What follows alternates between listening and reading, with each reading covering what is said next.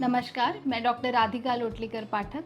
Welcome back to our channel. आज हम बात करेंगे सबसे कॉमन और इम्पॉर्टेंट बीमारी के बारे में, जिसका नाम है स्ट्रोक या फिर ब्रेन स्ट्रोक। इसे हम मेडिकल टर्म में कहते हैं सेरेब्रोवैस्कुलर एक्सीडेंट। ये बहुत कॉमनली पाया जाता है और बहुत तेज़ी से बढ़ रहा है। It is one of the second most common cause of death world wide and third most common cause of disability. तो इसके बारे में जानना बहुत ज़रूरी है और ये अभी यंग लोगों में भी बहुत तेज़ी से बढ़ते जा रहा है।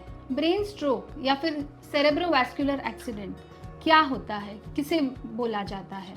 तो ये एक ऐसी कंडीशन है जो सप्लाई अपने ब्रेन को ब्लड से मिलता है या फिर जो रक्तवाहिका अपने ब्रेन को सप्लाई करती है, उनके प्रॉब्लम्स के वजह से स्ट्रोक होता है। ब्रेन स्ट्रोक के दो मुख्य टाइप्स होते हैं। एक होता है जो इस्चीमिक स्ट्रोक है और एक हेमोरेजिक स्ट्रोक। इस्चीमिक स्ट्रोक वो है जिसमें ब्लड सप्लाई जो ब्रेन को है वो बंद हो जाता है। उसके अनेक कारण हैं जिसकी वजह से वो ब्रेन का एरिया डैमेज हो जाता है और उस डैमेज्ड एरिया के हिसाब से अलग अलग लक्षण पाए जाते हैं। दूसरा टाइप है जिसको हम हेमोरेजिक स्ट्रोक बोलते हैं। उसमें रक्तवाहिका फूट जाती है और ब्लीडिंग होने के वजह से लक्षण दिखते हैं। ब्रेन स्ट्रोक एक इमरजेंसी है और किसी में भी हो सकती है। सो उसके बारे में जानना, उसको अर्ली डिटेक्ट करना और जल्दी से हॉस्पिटल पहुंचाना बहुत ज़्यादा ज़रूरी है। तो ये जल्दी डिटेक्ट करने के लिए स्ट्रोक के कौन से कॉमन लक्षण आपको जानना ज़रूरी है। पेशेंट को अगर अचानक से एक साइड कम काम करने लगे, अगर आँखों के सामने धुंधला दिखने लगे या फिर एक साइड आँखों की दिखने कम हो जाए, अगर डबल दिखना शुरू हो जाए, अगर बैलेंस पेशेंट को चलने में दिक्कत हो या फिर पेशेंट का फेस एक तरफ चला जाए, उसको बात करने में अगर दिक्कत हो, उसको समझने में या फिर एक्सप्रेस करने में प्रॉब्लम हो, अगर ज़बान लड़खड़ाना शुरू हो या फिर अगर हाथ की अचानक से कमज़ोरी आना या फिर हाथ और पैर और सिर्फ पैर की कमज़ोरी आना, ये सारे लक्षण हो सकते हैं।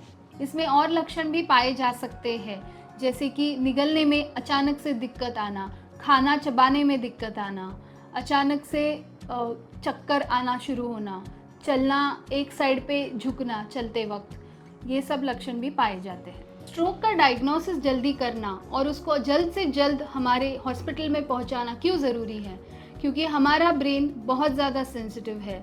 हमारे पूरे फंक्शन के लिए हमारा ब्रेन काम करता है और हर मिनट 2 मिलियन न्यूरॉन्स अपने ब्रेन से डैमेज हो जाते हैं।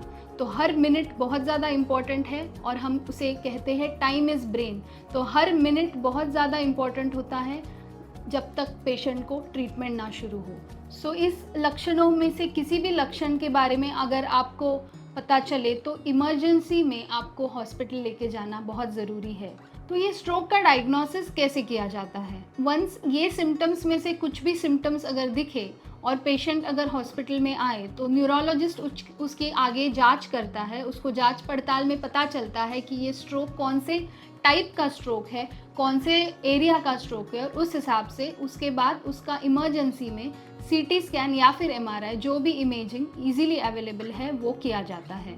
ये करना बहुत ज़रूरी है क्योंकि ये ब्लीडिंग है या फिर ये इस्चीमिक स्ट्रोक है, ये जानना बहुत ज़रूरी है आगे के ट्रीटमेंट के लिए। तो कौन से थेरेपीज़, अक्यूट थेरेपीज़ अवेलेबल हैं? तो जैसे कि हमने देखा है कि हार्ट अटैक के पेशेंट्स में इंजेक्शन दिए जाते हैं और उसके लिए एक विंडो होता है। सिमिलरली अभी ब्रेन स्ट्रोक में भी ये ऑप्शंस अवेलेबल है। तो एक बार स्कैन किया गया और ब्लीडिंग को रूल आउट किया और अगर पता चला कि ये एक इस्चीमिक स्ट्रोक है, तो फिर अगर पेशेंट पहले 4.5 घंटे में अगर पहुंचा है या फिर उसका अगर अभी तक पूरा डैमेज हुआ नहीं है, जो कि न्यूरोलॉजिस्ट डिसाइड करता है, तो हमें उनको ब्लड थिनिंग के लिए एक इंट्रावीनस थ्रोम्बोलिसिस की ट्रीटमेंट अवेलेबल है और इस ट्रीटमेंट से बहुत ज़्यादा रिकवरी के चांसेस है। ये इंट्रावीनस थ्रोम्बोलिसिस, ये इंजेक्शन सिर्फ विंडो पीरियड या फिर कुछ एक्सटेंडेड विंडो पीरियड में भी आजकल दिया जा सकता है, जिसके लिए कुछ एडवांस्ड इमेजिंग ऑप्शंस भी अवेलेबल है। पेशेंट के टोटल फंक्शनल रिकवरी के लिए बहुत ज़्यादा इफ़ेक्टिव है एंड इज़ रिकमेंडेड। एडवांसमेंट्स में अभी एंडोवैस्कुलर प्रोसीजर्स भी अवेलेबल है स्ट्रोक के पेशेंट्स के लिए। इन पेशेंट्स में जिनमें ये जानकारी होने के बाद सीटी स्कैन और एमआरआई के साथ एक एंजियोग्राम भी किया जाता है, और जो पेशेंट्स में बहुत बड़ा स्ट्रोक है या फिर बड़ा सा क्लॉट है जो बड़े वेसल में ब्लॉक किया है, उसको हम लोग एंडोवैस्कुलरली एक प्रिक के साथ अंदर जाके उसको निकालने की कोशिश भी कर सकते हैं, और उसका भी एक विंडो पीरियड है, और जितना टाइम आप लेट करोगे उतना उसका पॉसिबिलिटी ऑफ ब्लॉक निकालना और डैमेज कम करना कम हो जाएगा। 24 आवर्स के अंदर इसको हम कर सकते हैं, बट 6 to 8 आवर्स के अंदर उसका पूरी तरीके से रिकवरी होने के चांसेस होते हैं।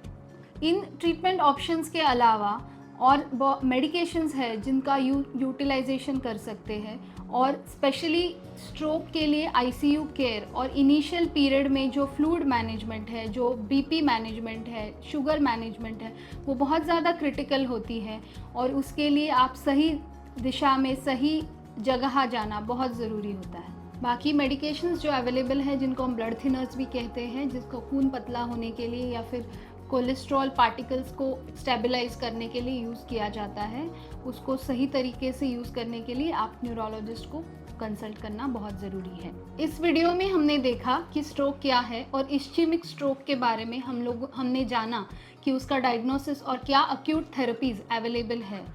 इसके बारे में एक ही बोला जा सकता है कि time is brain, act fast. अगले वीडियो में हम जानेंगे कि ये स्ट्रोक के रिस्क फैक्टर्स क्या है, उनके अंडरलाइन कारण क्या है, और उनको कैसे ट्रीट किया जा सकता है, और हम हेमरेजिक स्ट्रोक के बारे में भी आपसे बात करेंगे।